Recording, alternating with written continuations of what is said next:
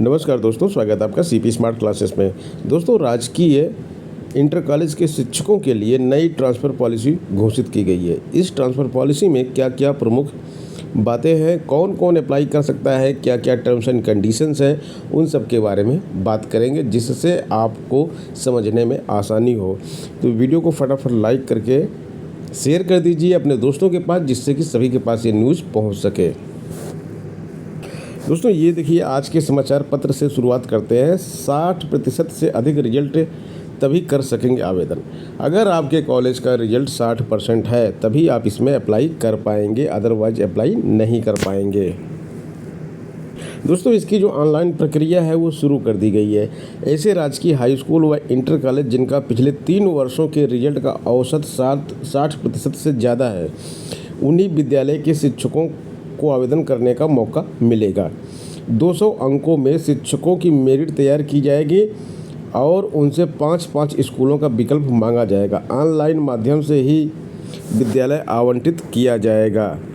अगर किसी विद्यालय के लिए शिक्षकों के समान अंक हैं तो उनमें जिसकी आयु अधिक होगी उसे वरीयता दी जाएगी। मान लीजिए आपने इन 5 स्कूलों का जो है विकल्प दिया। पहले नंबर पे आपने जो विकल्प दिया हुआ है, एक कैंडिडेट आ गया, उसका भी यही विकल्प है और आपका भी यही विकल्प है। 200 में से 175 नंबर आपके भी हैं, उसके भी 175 नंबर है। तो अब ये स्कूल किसको मिलेगा? ये स्कूल उसको मिलेगा जिसकी एज ज़्यादा होगी। मान लीजिए इनकी एज 40 साल है, आपकी एज 41 साल है, तो विद्यालय आपको मिल जाएगा। नंबर इनके भी बराबर है, 175 है 200 में से, लेकिन विद्यालय आपको मिलेगा। तो ये हो गया पहला रूल। वरीयता दी जाएगी। विशेष सचिव माध्यमिक शिक्षा उमेश चंद्र की ओर से राजकीय स्कूलों के शिक्षकों के ऑनलाइन स्थानांतरण की गाइडलाइन जारी कर दी गई है। इन स्कूलों के प्रधानाचार्य, प्रधानाध्यापक, उप प्रधानाचार्य, प्रवक्ता और सहायक अध्यापक ऑनलाइन आवेदन कर सकेंगे। अगर वह स्वयं कैंसर, HIV, किडनी और लीवर आदि गंभीर रोगों से ग्रस्त है तो 50 अंक मिलेंगे। इसको हम और डिटेल में आपको दिखाते हैं कि क्या क्या इसमें चीज़ें हैं।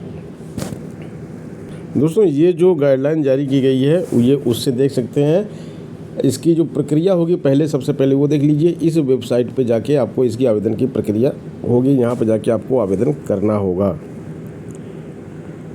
दिनांक 31 मार्च 2020 के पश्चात नियुक्त प्रधानाचार्य, प्रधानाध्यापक, उप प्रधानाचार्य एवं समकक्ष तथा शिक्षक शिक्षिका द्वारा ऑनलाइन स्थानांतरण है तो आवेदन नहीं कर सकेंगे। यानी कि दिनांक 31 मार्च 2020 के पश्चात अगर आपकी नियुक्ति हुई है तो ये ट्रांसफ़र पॉलिसी आपके लिए नहीं है। राजकीय बालिका इंटर कॉलेज में और या फिर राजकीय बालिका हाई स्कूल में केवल महिला संवर्ग के अभ्यर्थी ही आवेदन कर पाएंगी, वहाँ पे पुरुष नहीं कर पाएंगे। स्थानांतरण हेतु इच्छुक आवेदक वरीयता क्रम के अधिकतम 5 विकल्प का चयन कर सकते हैं। जनपद लखनऊ, गाजियाबाद एवं गौतम बुद्ध तथा श्रेणी 7 के विद्यालयों के अभ्यर्थी अन्य जनपदों में स्थानांतरण हेतु आवेदन कर सकते हैं, परंतु अन्य जनपदों के अभ्यर्थी इन जनपदों में आवेदन नहीं कर सकते हैं। मतलब कि यूपी के जो ये जनपद दिए गए हैं, एक लखनऊ हो गया, गाजियाबाद हो गया, गौतम बुद्ध नगर हो गया, यहाँ पर आप आ नहीं सकते ट्रांसफ़र होके, लेकिन यहाँ से आप ट्रांसफ़र लेके जा सकते हैं। ठीक है, आगे भी कुछ इसमें चीज़ें दी गई हैं, तो हम यहाँ पे आपको बता दें कि एक इसमें जो इम्पोर्टेंट रूल ये है कि प्रधानाचार्य, प्रधानाध्यापक अथवा प्रभारी प्रधानाचार्य, प्रधानाध्यापक को छोड़कर प्रत्येक हाई स्कूल में कम से कम 4 सहायक अध्यापक तथा इंटर कॉलेज में 3 प्रवक्ता, 4 सहायक अध्यापकों का होना अनिवार्य होगा। इससे अधिक संख्या होने पर ही शिक्षक शिक्षिका का आवेदन पत्र अग्रसारित किया जाएगा। मान लीजिए आपके कॉलेज में एक प्रधानाचार्य हैं और 3 सहायक अध्यापक हैं। आपका हाई स्कूल है, ये हाई स्कूल है आपका, एक प्रधानाचार्य हो गए और 3 सहायक अध्यापक हो गए, तो आप यहाँ पे आवेदन नहीं कर पाएंगे। अगर ये जो सहायक अध्यापक हैं, अगर इनकी संख्या 4 है तब भी आप आवेदन नहीं कर पाएंगे। अगर इनकी संख्या 5 है तो आप आवेदन कर पाएंगे, आपका आवेदन एक्सेप्ट हो जाएगा। 4 के ऊपर होना चाहिए। इसी तरह से अगर आपका ये इंटर कॉलेज है तो एक तो प्रिंसिपल हो गया, इसके अलावा 3 प्रवक्ता चाहिए यहाँ पे और 4 सहायक अध्यापक चाहिए। अगर ये कंडीशन पूरी नहीं हो रही, 7 टीचर नहीं हो रहे, तो आप आवेदन आपका एक्सेप्ट नहीं होगा। प्रवक्ता 3 है, सहायक अध्यापक भी 3 है, आपका आवेदन एक्सेप्ट नहीं होगा। प्रवक्ता 3 है, सहायक अध्यापक 5 है, आपका आवेदन एक्सेप्ट हो जाएगा। अंतर देखिए दोनों में, दोनों कंडीशन पूरी होनी चाहिए। मान लीजिए प्रवक्ता आपके यहाँ 5 है, अब 5 प्रवक्ता है लेकिन सहायक अध्यापक केवल 3 है, तो क्या इस कंडीशन में आपका आवेदन एक्सेप्ट होगा? आपका आवेदन एक्सेप्ट नहीं होगा, क्योंकि यहाँ भी 4 चाहिए। तो ये कंडीशंस रखी गई हैं। बाकी 60% तो आप जानते ही हैं कि 60% रिजल्ट होना चाहिए।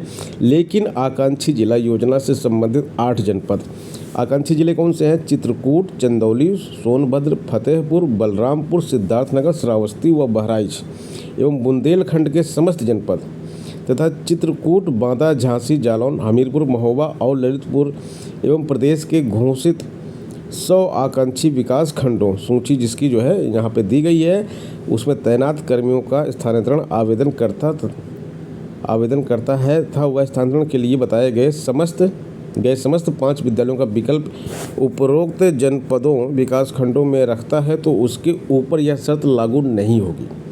मतलब समझ गया, बुंदेलखंड के विद्यालय जो है और 8 आकांक्षी विद्यालय हैं, इन सब में अगर आप टीचर हैं तो आपके लिए ये नियम लागू नहीं होता है कि आपका रिजल्ट 60% होना चाहिए। अब और भी आगे कुछ पॉइंट्स हैं। प्रत्येक आवेदक एक से अधिक, यदि आवेदक एक से अधिक हैं तो अपने संवर्ग में वरिष्ठ आवेदक का आवेदन अग्रसारित किया जाएगा। किसी भी विद्यालय में कार्यरत कार्मिकों का 10% से अधिक आवेदन अग्रसारित नहीं किया जाएगा। 0.5 अथवा 0.5 के ऊपर हो तो 1 माना जाएगा। अब 10% कैसे निकालेंगे? अब उन्होंने कह दिया तो 4 है, 1 प्रधानाचार्य है, 6 जो है शिक्षक हैं, हाई स्कूल की बात कर रहे हैं हम यहाँ पे। अब बताइए कितना होगा? इसका 10% निकालेंगे, 0.1 से इसको मल्टीप्लाई कीजिए तो आ गया 0.6 आ गया, यानी कि 1 शिक्षक का यहाँ से अग्रसारित किया जाएगा।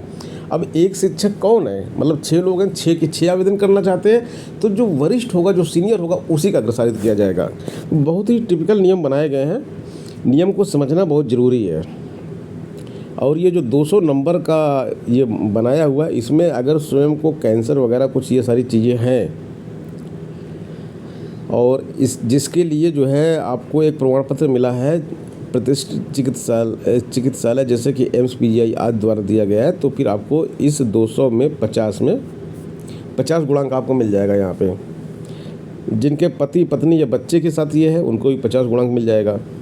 यदि पति पत्नी शासकीय सेवा में है, कोई एक ही जनपद नगर स्थान पर इससे अशासकीय सहायता प्राप्त विद्यालय बेसिक शिक्षक अधीन कार्यरत है, यानी कि हस्बैंड वाइफ दोनों टीचर हैं, लेकिन टीचर किसी भी विभाग में हो तो आपको 30 गुणांक मिल जाएगा।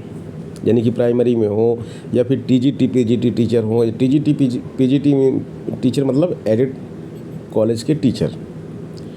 जिनकी आयु 31 मार्च 23 को 58 वर्ष पूर्व हो चुकी हो तो उसको 20 अंक मिलेंगे गुणांक में। आप कौन कौन सी कंडीशन रखते हैं ये आपको देखना पड़ेगा। जिनका गत बोर्ड परीक्षा वर्ष 23 में 100% परिणाम रहा हो उनको 25 गुणांक मिलेगा। सहायक मानक और खा दिया गया है सहायक मानक, इस बिंदु पर वरिष्ठता हेतु अतिरिक्त गुणांक दिए जाएंगे। प्रथम नियुक्ति की तिथि से 10 वर्ष की सेवा के उपरांत प्रत्येक वर्ष की सेवा पर 1 अंक, अधिकतम 20 अंक। जब आपकी नियुक्ति हो गई उसके बाद 10 साल आपने पूरे कर लिए, 11वां साल आपका लग गया, आप 11 साल के हैं तो आपको 1 अंक मिल जाएगा। 12 साल के हैं तो 2 अंक मिल जाएगा। 13 साल के हैं तो 3 अंक मिल जाएगा। इसी तरह से जब आपकी 40 साल नौकरी हो गई तो आपको 20 अंक मिलेगा। यही होता है, इससे ज़्यादा नहीं होता है। ऑनलाइन स्थानांतरण हेतु आपको आवेदन करना है, इस तरीके से यहाँ पे दिए गए OTP वगैरह आएगा, 1 टाइम पासवर्ड, तो उसको कंप्यूटर में अंकित करना है, फिर आपका ये रजिस्ट्रेशन हो जाएगा। इसके बाद भी अगर किसी को कोई डाउट होता है इस ट्रांसफ़र पॉलिसी में तो वो कमेंट बॉक्स में कमेंट करके पूछ सकते हैं। मिलते हैं नेक्स्ट वीडियो में, धन्यवाद।